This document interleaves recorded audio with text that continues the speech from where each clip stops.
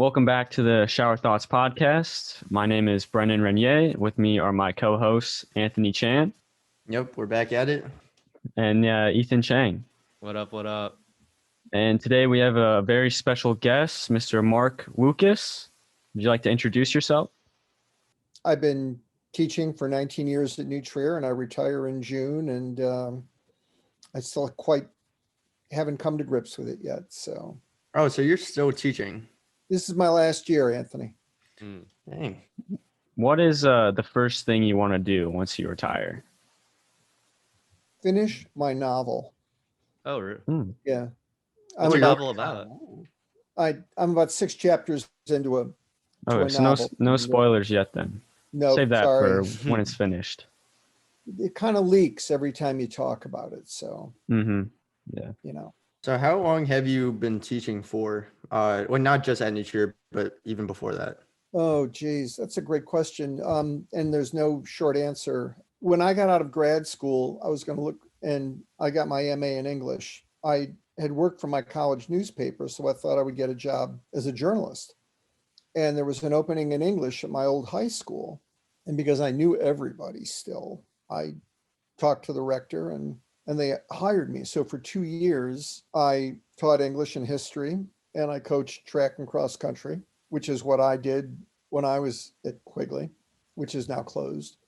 And it was only after 2 years there that I realized I had to get on with my writing career. So I quit, and that would be 81. And then for the next 20 years, I worked as a journalist, a professional writer. And then in 2001, I hated the PR job I was working so much. My wife said, "Why don't you go back to teaching?" So I did. I quit, and I got a job at a yeshiva in Skokie, where I taught for 1 year before I was lucky enough to end up at New Trier in 2002. So where did you grow up? I think I remember from a class you said the south side of Chicago, correct? I did. I grew up by Marquette Park, which is like Tidewater, southwest side. I'm a Sox fan. And all the jobs I've had have so enmeshed me in this city. Like my high school job was to work as what was called an Andy Frayne usher, which meant I would work ball games and concerts and hockey and basketball, and I had to go all over the city to do this. So I really learned my way around. And then one of my journalism jobs when I was 27 was to work for this outfit called City News Bureau, which meant that it was owned by the Trib and the Sun-Times. And basically it was a training ground for young reporters who would then go to work for the Trib or the Sun-Times. And at one time, the city had 4 major daily newspapers. So it was sort of like you learn the city working for City News, and you go work for one of the newspapers. And what did I do? I worked there for 6 months, and I just was overloaded with sitting in police stations waiting for people to be raped, robbed, and murdered. So I quit after 6 months and bought a Eurail pass and a backpack and disappeared for a couple of months to go on a long trip where I got to see all the things that I'd been reading about as a double major in history and English. So that was enormously satisfying to actually see the Mona Lisa, to actually go to the Uffizi. So what inspired you to become an English major and also a history major? My high school, Quigley South, my high school, was one of the minor seminaries for the Archdiocese of Chicago. There were 2. There was Quigley North and Quigley South. And so this meant I was thinking about being a Catholic priest. And the teachers there, about half of whom were Catholic priests, it's like my Latin teacher would always come in and he would pepper his lessons with digressions about, well, when I was in Europe last summer, I saw this painting and talk about it for half the class. And I just thought, man, that is the life for me. And I really liked history. I have a sense of it. My first love was Bronze Age Greece when I first studied Greece in history class in 6th grade. So I went and to be a history major when I went to college was to be a high school history teacher. And then I started taking literature classes because I believe that the holy trinity of the liberal arts is literature, philosophy, and history. So if I knew the history, it's good that I should know the philosophy of the period as well as the literature of the period, because it all interconnects. And if I was a lit major, I'd want to know the history and the philosophy. If I was a philosophy major, I'd want to know the lit and the history. So I've spent my life trying to get this down. So I was a double major and then decided I'd go to grad school in English. And it was great because I really wanted to write. I was at Illinois State for 3 years and then transferred to Illinois for my senior year and just wandered into the college newspaper. And that's what was my first journalism experience. And it was more fun than I could stand for 2 years of my last year of undergraduate study and my first year of grad school. I just loved it. So I knew that writing was somehow going to be in my future.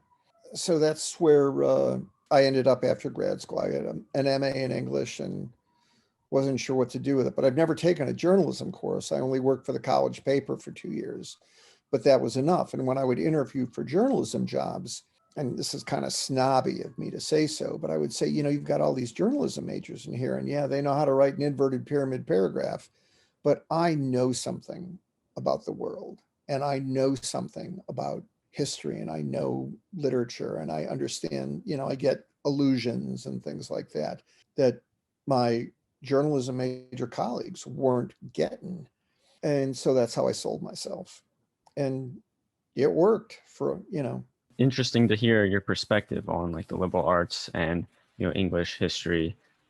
Here at Holy Cross, which is a liberal arts school, right?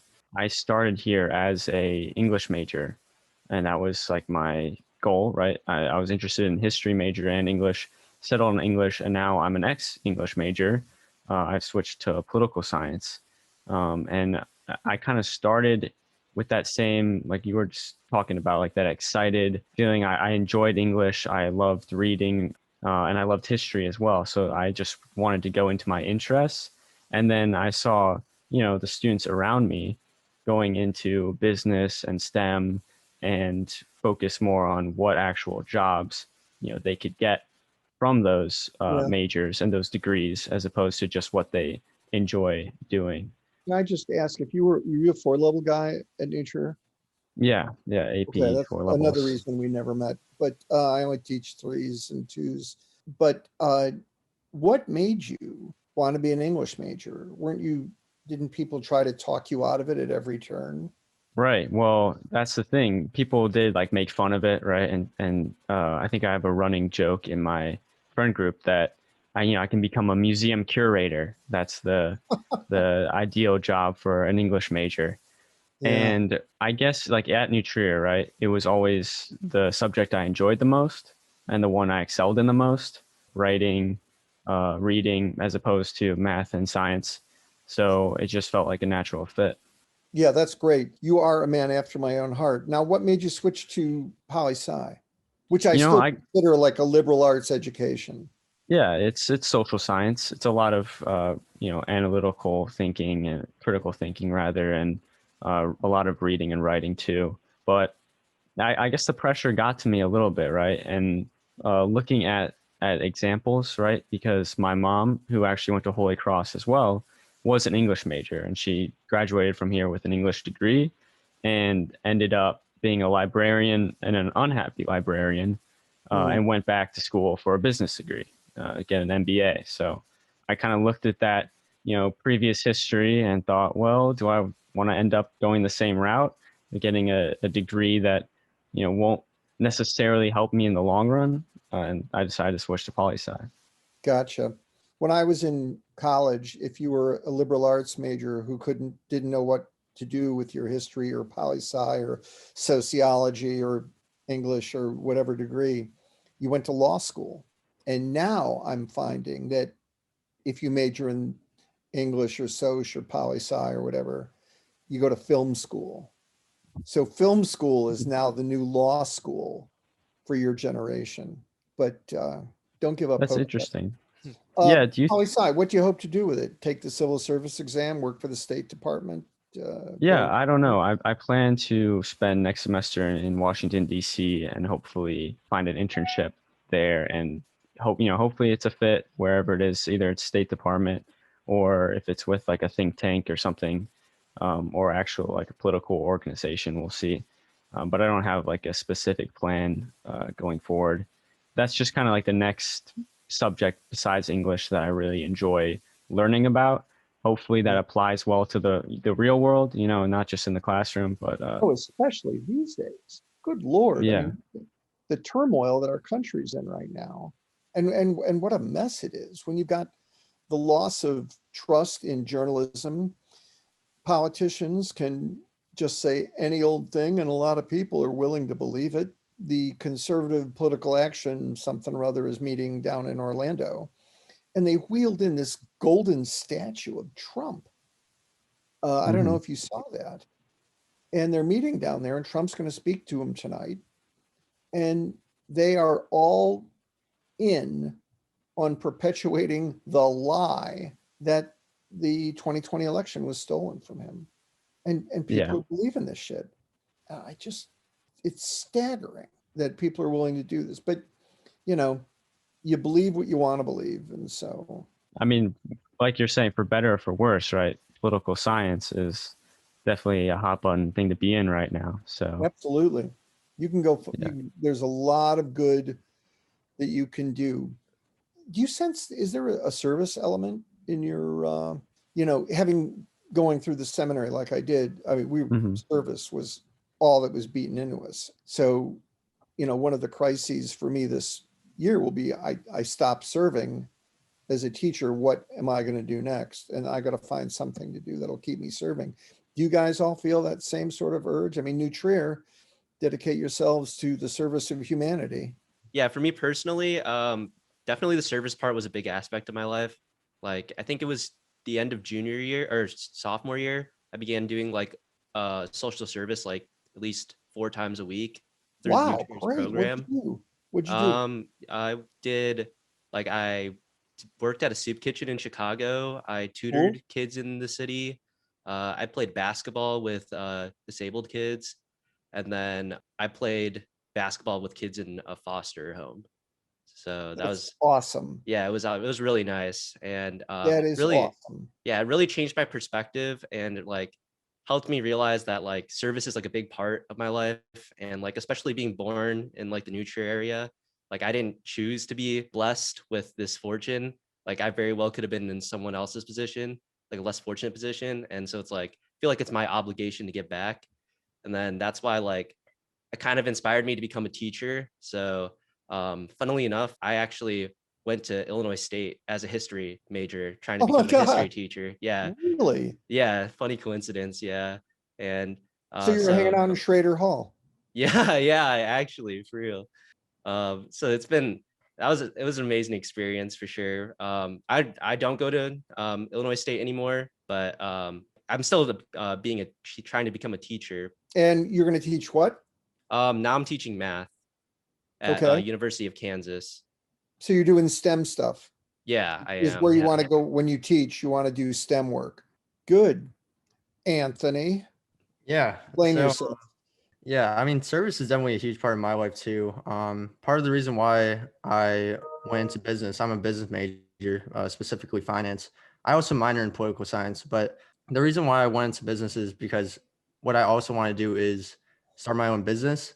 And right now, I've been working on like a project to start some hoodies. It's going to be 3 different colors, and each like whatever people buy, like whatever color they buy is going to be donated to a certain organization. Yeah, so service is definitely a big part of my life. I really want to help people in literally anything I do. And that's part of the reason why we started this podcast is for people to like it sounds kind of cheesy, but like for people to just think more. And I think it helps people just think more and maybe like even gives them a laugh. What do you credit with sparking your desire to serve, as it were? Like Ethan, I got the what social service club with you, just sort of wandered into it because you had to have something to put on your college application. Nah, for I'm me being actually, cynical. I was like, I was actually like really, really depressed back then, and like my advisor actually, Mr. Schubert, he ran Great like guy. yeah, he ran the uh, wheelchair basketball service club, and then so he like recommended it to me, and then I just went there one day just off of a whim, and then I really enjoyed it. Like even though I didn't like normally I didn't feel happy during that time, but then like making other people feel happy like made me feel happy, and so I just wanted to do it more and more.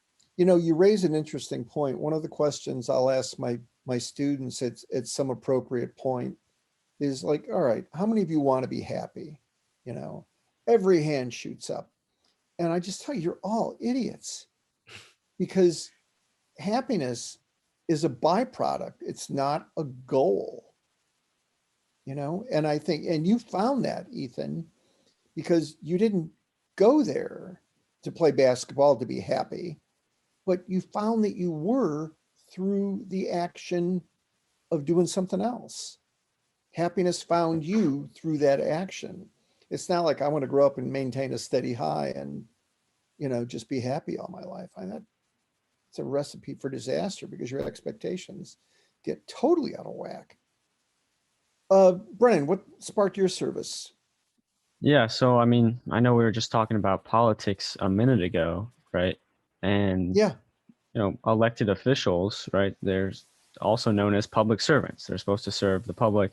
And yeah. personally, I feel like, a vast majority of politicians and elected officials in this country, have no intention of serving the public, and they don't. They serve their own interests or private interests.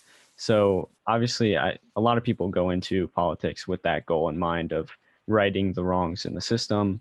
But, hopefully I can keep that goal, steadfast through both my education and, actual career of just What serving the inspired it public. though, Brennan? Uh, What pushed you yeah, in that direction? in the direction of public Service. service and political science, I think for both is Andrew Yang's presidential campaign. It I was like him a last lot. year. Yeah, Yeah. he had a lot of ideas about helping the public, human-centered capitalism, a universal basic income, stuff like Yep. that. That I took a lot of inspiration from. Anthony, what was the spark? Was it at New Trier? Was it family? Was it? It was at New Trier. Junior year, I was in like a pretty, just like I felt like I was in a hole. I was like pretty sad during that time, and I just didn't want people to like obviously I can't stop like sadness and like just like terrible things from happening to people, but something that I'm big on is like mental health awareness and just like Mhm. mental health research.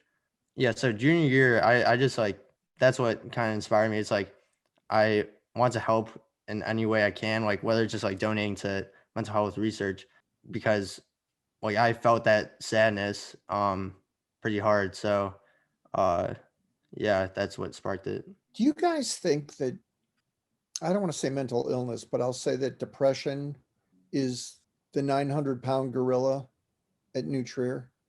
I think that's a tough question for sure. I mean, I personally battled a part of it, but I think it's different for every single person.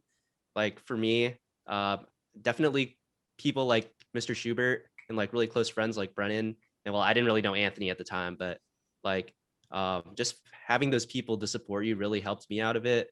And like I think, I mean, I can't speak upon for everyone, but for me at least, just having people there to back me up like made it possible.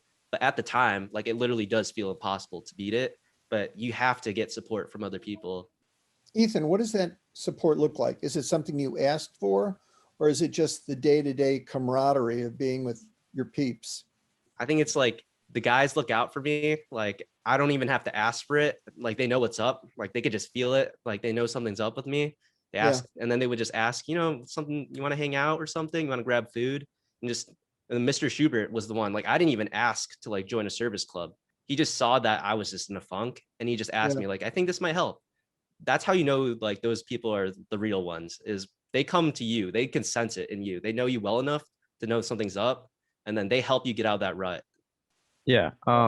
Just speaking from the perspective, right, of like an AP student at New Trier, New Trier can be a very lonely place. it's hard or it's easy rather to get like stuck in a place where you're super self-absorbed with grades and extracurriculars, where you spend no time worrying about your own mental health and hanging out with friends and doing stuff you actually enjoy that don't necessarily show up on your application. Let me ask this. What is the source of all this? Is it the colleges? Is it your families, your parents? Is it New Trier? I mean, who's putting all this pressure on you guys? As a teacher, I'm really conscious of trying not to, work my students to the bone, junior theme aside, Mm. And you just see everybody dying, and my homework is always the last they do, and they fall asleep doing it because it's at 1 a.m. So Uh, where does the pressure come from? I'll speak upon it first. I think it was a combination of like family and because I have an older sister and I also have like a cousin, like two other cousins that are my age also. One of At them New got Trier? no, not my cousins don't go New Trier, but my sister did. Uh-huh. So my cousin got like a full ride to Northwestern. He's like super smart. I felt like I constantly was getting compared to him. And then my Yeah. sister was like in APs and was like she was like really smart too. And then I just was just in like level 3s, level 2s. So I really felt like, I don't know, I had this pressure to like be as smart as them. Yeah. And like I feel like my parents were pretty good. Like at the beginning, they were really hard on me, but then I think like after like towards junior year, they realized like I'm not her. And so you can't really compare. But I know for sure, I'm not going to list names, but my freshman advisor was like really, I was not the greatest student freshman year, but he would just take the kids that were doing bad in class into like it was like a science classroom, so he would take them to like the science like room where like all the beakers are held in, and he would just Sure. take us in one by one, like all the kids were struggling, and then just tell us like, oh, compared to your peers, you're struggling right now, you shouldn't be in this position. And that like that destroyed my morale like completely, and I just felt like I was failing, and it's already freshman year, like I'm already failing, and this is supposed to be like one of the easier years. So that I think that guy definitely like put so much pressure on me. I thought there was no way I was going to succeed in high school. But your family didn't play the shame card. At the beginning, I think they did because they thought that would be the best way for me to improve. They'd be like, compare me to my sister, and hopefully that would make me perform better. But then after like 2 full years of that not working, I think they realized that they had to try something else. Right. Right. You guys? Um, so for me, I mean, nobody really put pressure on me. I think it was myself wanting to be like the rest. But also part of it is New Trier is like a really competitive school. Like everyone wants to be the best, and like everything they want to do, like especially in sports, well, and academics. But yeah, everyone around me was really supportive. Just me wanting to be like the rest and wanting to be the best and be exactly what everyone else is like at New Trier. That's definitely what put the pressure on me, I guess. So myself, I would say. But well, I wouldn't exactly blame myself, but New Trier's like competitive nature. Yeah, I mean, You I know, think it's a good, go ahead, yeah. Brennan. Yeah, I think go. it's a great question. Like, where does this pressure come from? I think there's a culture at New Trier, right? And it's like partly internal and partly external, where students almost don't see anything wrong with working themselves to the bone. Like speaking from experience, right? I'd wake up at 6 a.m. for early bird gym, class Ethan was in actually. And Ooh, then I would finish classes around what, like 3:30 or something, 3:15. And yeah. I'd stay until like 5 for an after school club. And then I'd have like volleyball practice later that night. So and on top of homework and everything else I'm trying to accomplish and fit into my day. And just being in college now and looking back, I'm like, how did I ever survive that environment? It seems crazy to me. I have 2 classes a day now. I get up at 10 a.m. Life is so much better. And so I can see why kids struggle so much in that environment because you're working yourself to the bone and you're going to have mental Brennan, health issues arise from that. is college easier than New Trier? Definitely, 100%. Ethan, Oh yeah, Anthony, 1,000%. Yeah, no, thank I'd us definitely later. say Thank us later. Yeah, for Yeah. real, I actually. I'll admit, I don't think any other school besides New Trier could have prepared me as well as it did for college. You know, Brennan, and what is it at New Trier that gave you this edge in college? Writing well, Hmm. For because sure.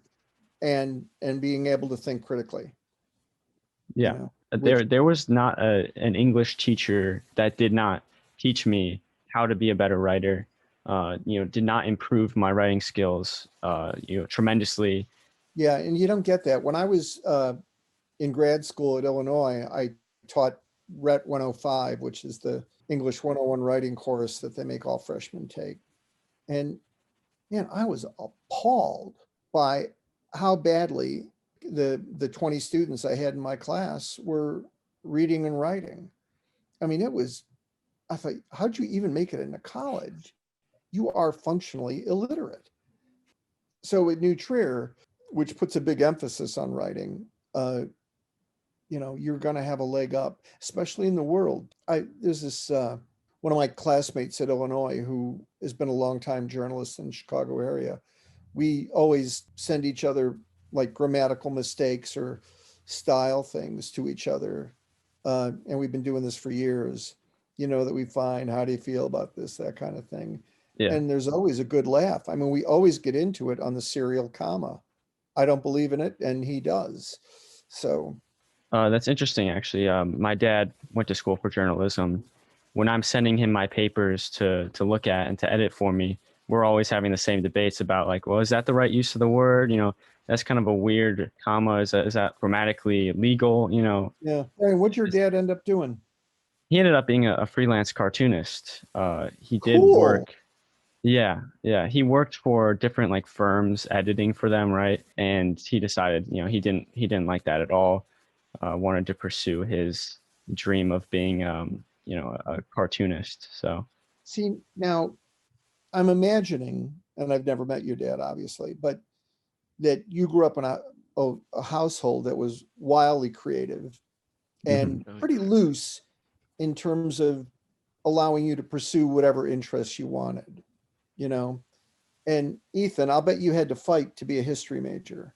Um, funnily enough, not really. So Really? yeah, That's my great. my mom's a teacher, so she Oh, was okay, kind of, great. She gets it too. oh yeah, she completely got it. She was like, oh yeah, I kind of want you to do it actually. And then she's a math teacher at Greeley, in Winnetka. Hmm. So and then when I swapped to being a math teacher, she was like super stoked about that. Sure, sure. I guess, one of the things that, back to my original question to you guys about where the pressure is coming from, it takes a certain type of person to make a lot of money to live in the New Trier School District. And both parents tend to be type A's. So when you talk about the competitive nature of New Trier, my what I think is, yeah, but because there are a lot of students at New Trier who are not type A's, they're type B's. And when you are a type B kid of two type A parents, it could be a recipe for disaster, you know. And the dance that you guys have to do to get into college is nothing short of appalling.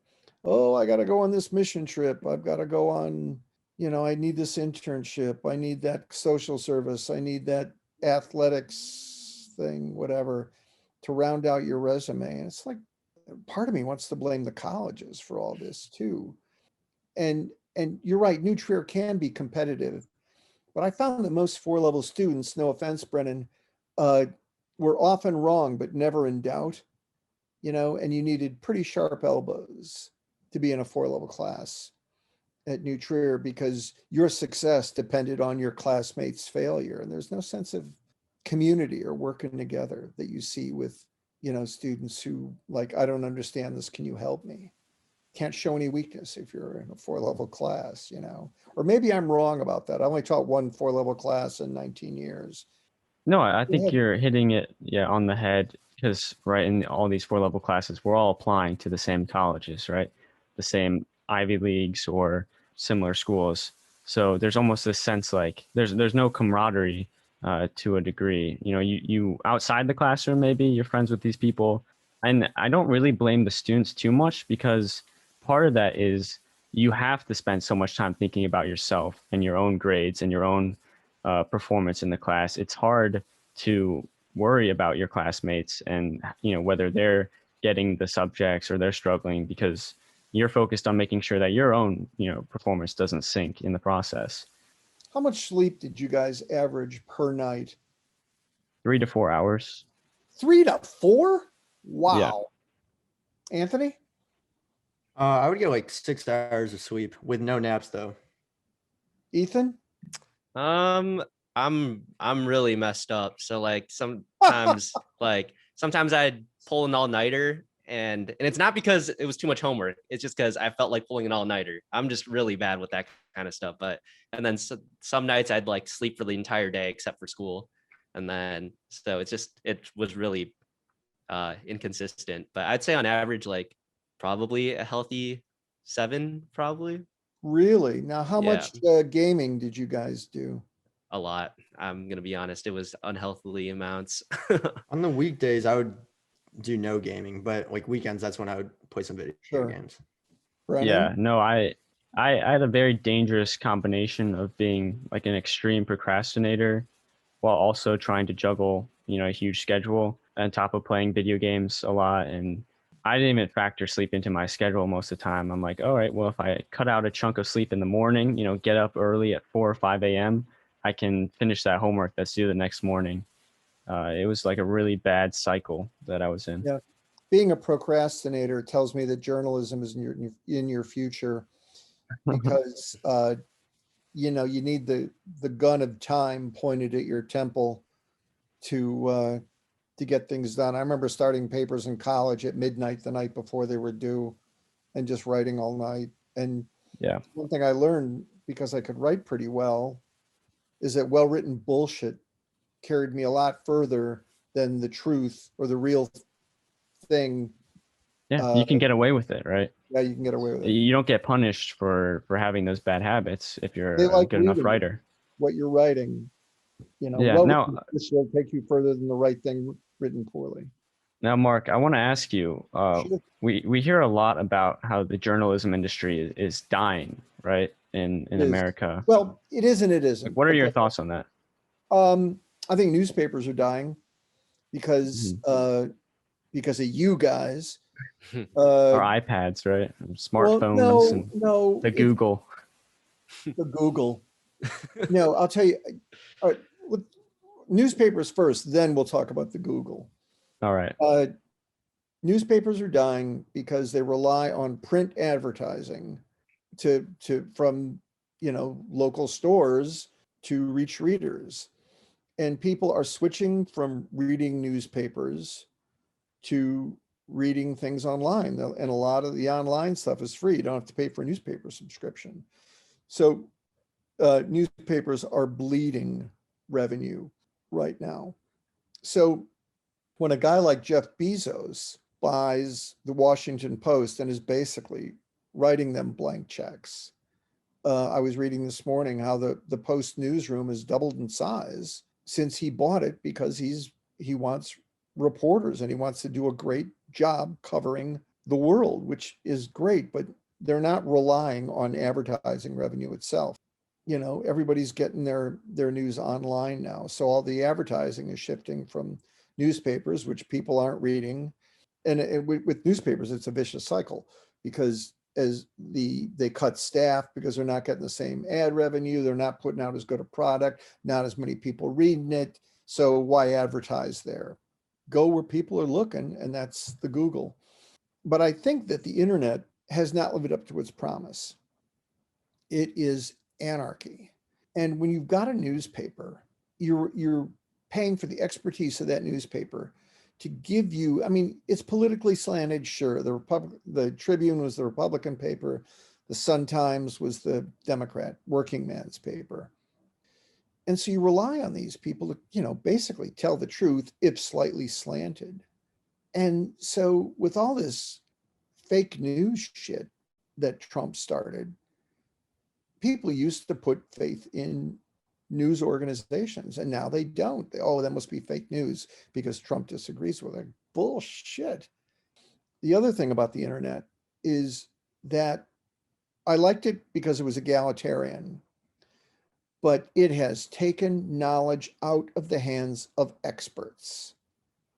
And any jackass with a PC and an ISP can now set up his own web page and spew any kind of horseshit. And people are only too willing to consume it. And we've lost, first, the ability to discern bullshit. People's shit detectors are totally haywire now. And we've taken knowledge out of the hands of experts. And I think that's hurting us. You get, these political loudmouths who are corrupting the fabric of our society. And it makes me ill, and when I was a journalist, and this is going back 30 years anyway, of course I would tell the truth. Of course I would not make shit up, but that's all changed. And the biggest challenge for your generation will be the ability to discern bullshit and to do the right thing. And jury's out, or whether or not you guys are going to make it. A lot of students that I have, this conversation is giving me hope.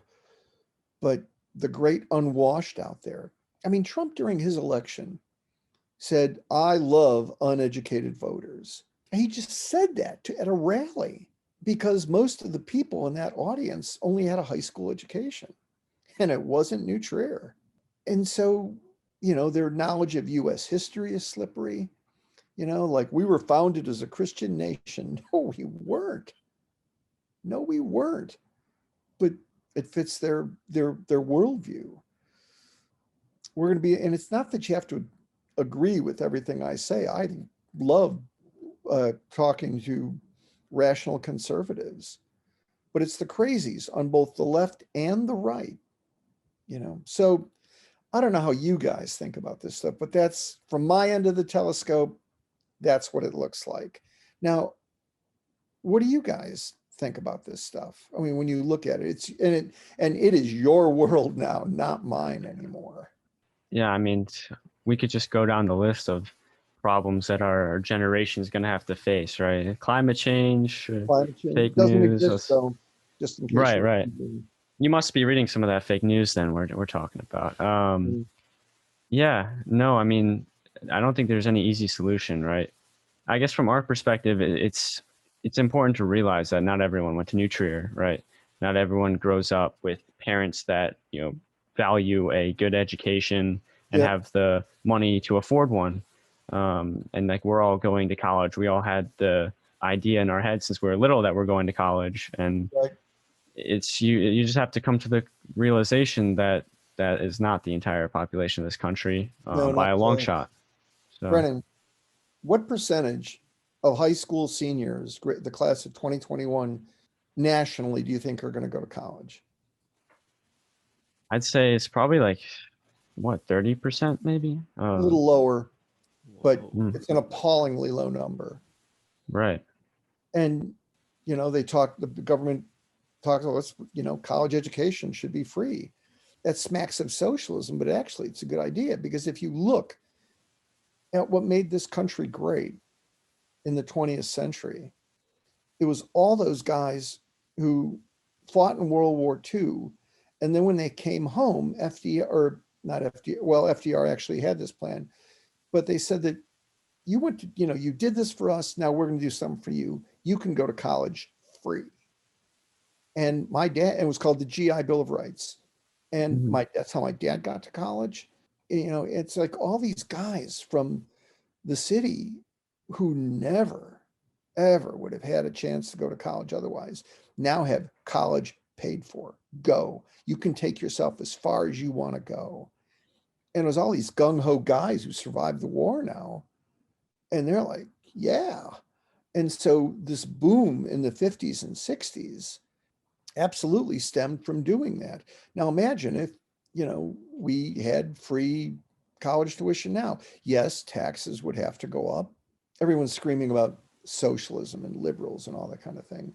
And it just kills me that nobody has pointed out to them or asked, how do you feel about Medicare? How do you feel about Social Security? Because that's socialism, and instead we have socialism for the rich in this country, which comes in the form of tax cuts. And then after they make these humongous tax cuts, like, wow, we're really spending too much money after giving back so money to the one percenters.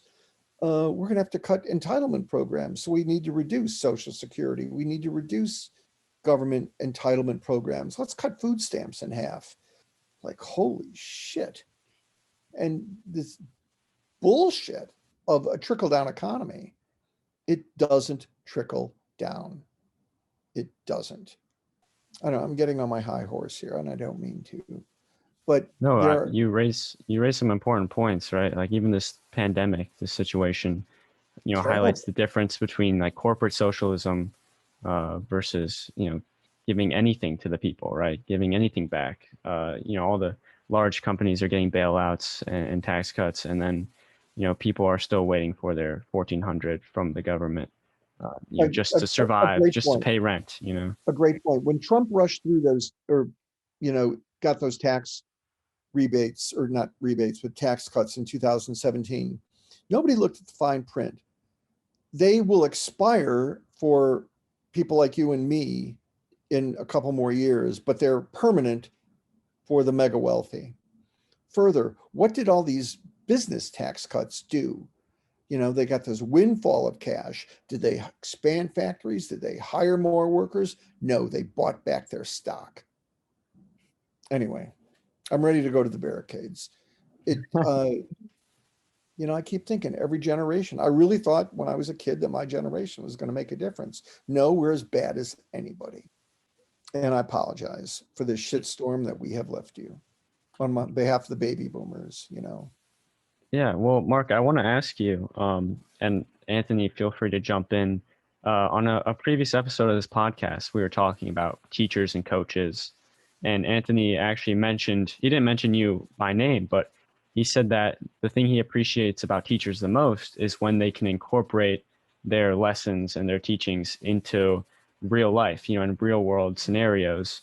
So I want to ask, like, how do you sort of do that in your teachings, make them applicable to the real life that we're going to grow up into, as opposed to just, what's in the textbooks? I tell them stories about my days as a police reporter, about the head rolling out of a bag and stuff like that.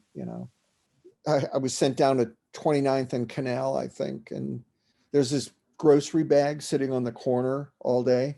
So this kid just kicked it over, and this severed head rolls out. And I talked to the kid, later in the day, about an hour after he'd done this, and police are in the neighborhood and all that. And he thought he hit the lotto. This was the greatest day of his life. And it's a funny story when you think about it. But then it turns out that the severed head belonged to the girlfriend of a divorced guy, and his son didn't like her. So he killed her and cut her head off and left it in a grocery bag on a corner in Bridgeport. It's a funny world, and then the racism that I would encounter everywhere. And when I was a reporter, and I would sit in the seventh floor, the newsroom, the seventh floor of police headquarters sometimes, and I have to go down to talk to the first deputy's office, which is where every crime in the city is recorded, and see what's what, if there's anything good. And there was this one story about a girl had been gang raped in a basement, and she knew all these guys, and one of them walked her home. So when she gets home, she calls the cops, and the cops go back and they arrest all these guys because they're still sitting in the basement. And I come back in after getting this story, I come back into the newsroom, and one of the reporters in the room, I don't want to mention the paper, looked at me and said, "Anything?" And I said, "Yes." I said, "Gang rape."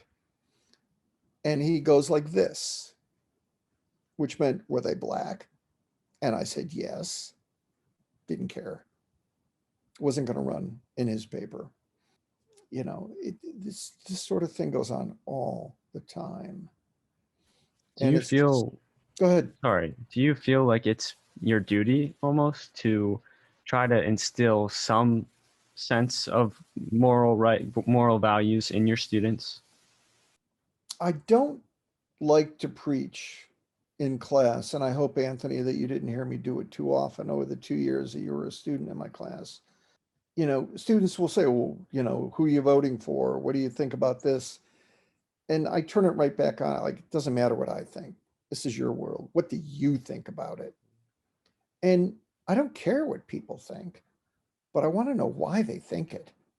And I want to know, and they should be doing this for the right reasons, and not because, I heard Trump say it, or, something like, or I heard Rush Limbaugh say this, like, well, they're liars. You know that, don't you? Like, no, what do you mean? So anyway, I believe that students tend to do the right thing and can tell right from wrong. The younger you are, you've got this fresh view of the world. Something inside you says, that doesn't sound right. But there are so many adults talking about it that you think, well, I must be wrong because this adult thought it and thinks something differently. And it actually turns out that you are right and that the adult is wrong. So, the greatest gift I don't want to tell students what to think. I just want to make sure that they think and that they weigh evidence. And it's that critical thinking stuff. Now, I do it through literature, but that's all high school teachers do. History teachers do it through history. Math teachers, why is the answer 4 here? Well, 2 + 2 does equal 4, not 5. And when I worked at City News Bureau, there was a saying that we had to check everything, and there was this old joke that if your mother says she loves you, check it out, which means you got to call her up and ask her so you can get a quote. So meticulous attention to fact and just turn on your shit detector. There's one other thing. There was a Chicago writer named Nelson Algren, died in the 70s, late 70s. But he was a fairly big deal and really a Chicago guy. And I know a guy who went to visit him because Algren was living in New Jersey at the end of his life for whatever reason. And he went to visit and spent an afternoon talking to Algren. He just knocked on his door. Algren invited him in. They spent an afternoon shooting the breeze. And Algren's parting words to this guy, and I'll never forget them, was keep your jaundiced eye or critical eye and always stand with the accused. When I heard that story, it was just one of those things where, yeah, damn right. Stand with the people who don't have the power. And I see a lot of students at New Trier who don't have power, whether they're being, their parents don't get what's going on, or, another teacher in the building is not right. So that would be my advice to you guys. Keep your critical eye and always stand with the accused. We need more of it in this world. We don't have enough. Something I want to say is like your class, sophomore and junior year, were definitely like my favorite classes throughout my 4 years, because I always left that class like thinking, and it's just really cool to see like why you taught the way you did, because you make sure that your students are always thinking. And I guess that kind of raises the question of like why do you call on the kids who don't have their hands raised? Because for me, you would always, even though I didn't like talk a lot in the class and I didn't have my hand raised, you would always call on me. But was that because you I wanted didn't me to like like you. Someone had to say it, right? No, why do I pick on kids? Because first of all, the biggest complaint I have about students is timidity. They are afraid of themselves. They're afraid to have an idea. They live in a world, they grew up in a world where they're told what to think. Chemistry, there's only one way. STEM classes, there's only one way to do it.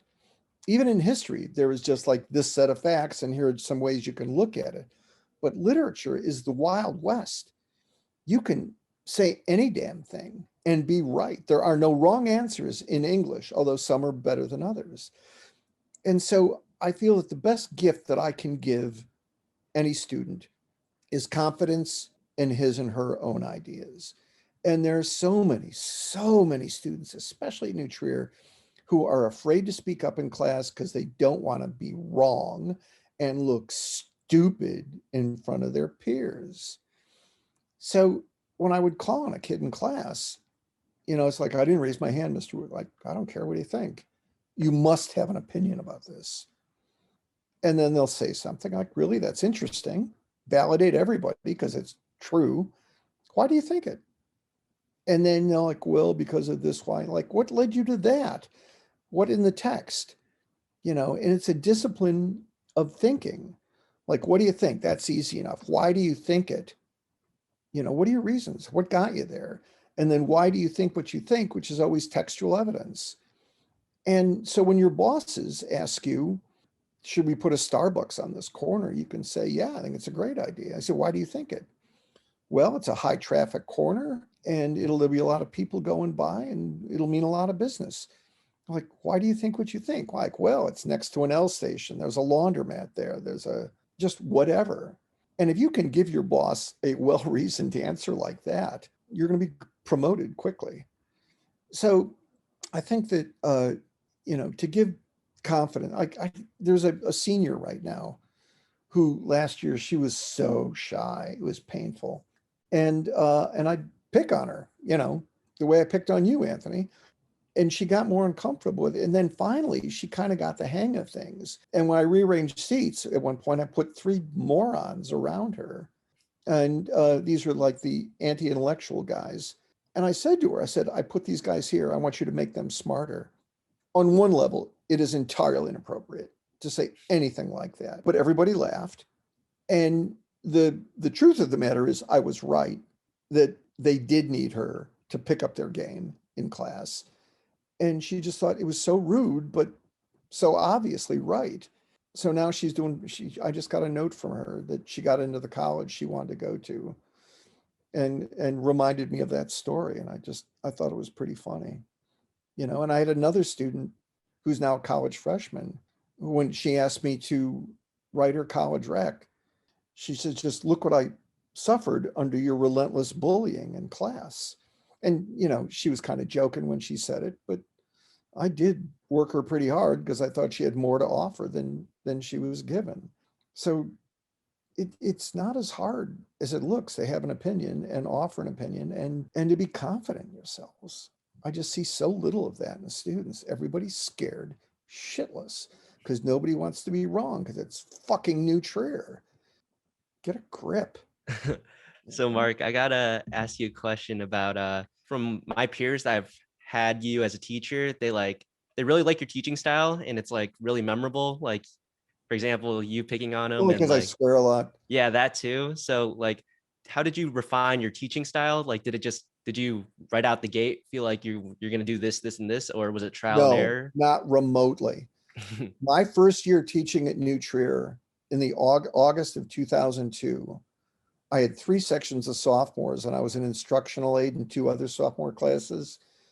And when I would turn to write something on the board, there are these big ovals of sweat on the back of my shirt because I was just so nervous, thinking, oh my God, these kids must think I'm a total fucking idiot. And I think one of the reasons, I don't want to say my popularity, although I know I have a cult following, but I run a discussion heavy classroom. Anthony, you can attest to this, and all we do, we're just shooting the shit about literature with Mr. Wukas. And eventually through all the discussion that we have and my work in the room to get everybody to speak at least once during class or try to get them, by the end of the year, it rubs off, but I'm not anybody's savior by any stretch. But I have other teachers, I have colleagues who run discussion heavy classrooms too. But I think because of my years in journalism I've always been an asker of questions as a teacher or a journalist. I will get in a student's face just to loosen them up. There was a girl, first day of class last year, her name was Roxanne. I said, you want me to call you Roxanne or Rox? She goes, I don't care. And I said, come on, you must care. She goes, no, really, I don't. I took my chair and I put my feet up on her desk and I said, look, we're going to settle this right now. And you could just see the look of terror in his eyes because no teacher had ever done this before because everybody's so proper and so nice and all that sort of thing. It's like, fuck you, I'm going to get in your face. And you're not going to learn anything if I don't. Anyway, I don't know, Anthony, you can speak better to whether it works or not. I'm sure I pissed off a lot of people through the years too, but you know. Yeah, no, I mean, it definitely worked. I mean, for me, I definitely gained more confidence in talking in class, like just because you picked on me like a lot. But yeah, no, it definitely works. And I appreciate you. Well, you doing invited what you it did. by being so quiet. Right. Yeah, exactly. Yeah. But you didn't Seems want like to be wrong either, did you? And no, I hated being wrong. I always felt like super embarrassed. There you Right. go. Yeah, it seems like trial by fire. You know, if you can get past Mr. Wukas, you can get past anyone. I'm kind of upset. I never had you as a teacher, but I'm I not do know smart you. enough to teach 4-level kids. Well, I feel like that's something I could have used honestly in one of those classes. It's just some entertainment, I guess. Well, you know, at the before- least. Hey, and Ethan, I hope you're paying attention. 90% of what I do is stand-up comedy. I do 5 sets a day, 5 days a week. And if you learn something while you're here, that's great too. But most of the most successful teachers are the ones who engage with the students, who get to know them, who, you know, they don't march in, you teach, you give them homework, they march out. They're people and they are struggling too. And I think one of the things that has helped me as a teacher is remembering how scared I was in a classroom to be wrong, you know, how just the timidity of it all, like I said. And then I become an adult and I realize there are no adults. We're all still 17, even though I'm in the body of a 65-year-old now. And we're all unsure too. We've just learned to hide it better. So don't be afraid to tackle anybody ever, anywhere. I think that's a great place to end it, actually. Thank you, Mr. Wukas Mark, for I appreciate being the on. invitation. Anthony, I Mhm. hope I didn't scar you for life. Well, Yeah, thank Anthony, you I so gotta much say, for coming on. when you walked into my class sophomore year, you were a scared little bunny. And I'm sure that I was a little more larger than life than a lot of your teachers. Yeah, no, I was very intimidated right when I walked through those doors. Yeah. Every single day. You survived and you even got an extra year out of it too. So maybe you needed that extra year with me. Is The Scarlet Letter still your favorite book? I'm sorry, but I don't even know that. I don't remember that book. Oh, Hester with the scarlet A on her chest. Oh, and yeah, the yeah. Okay, I preacher remember that being book. Yeah, I remember that Shit. book. Yes. I'm gonna call your college. I gotta change the letter. Yeah, no, that was a great book. Favorite book of all time. What about Gatsby? Oh, I actually really enjoyed Gatsby. That Oh, yeah, good. yeah, You I remember really that liked one. Yeah, What a totally. relief. Yeah. Anyway, a great chat. Thank you so much for the invitation. And let me also compliment you guys on the name of your podcast. You know, Thoughts in the Shower or whatever. Those are where all the great ideas manifest themselves. It's true. Yeah. Terrific. Anyway, I hope to shake your hands someday. Anthony, Ethan, Brennan, thank you so much. Our Thank you for pleasure. coming on. Yeah, and everyone listening, we'll see you guys next time. Thank you.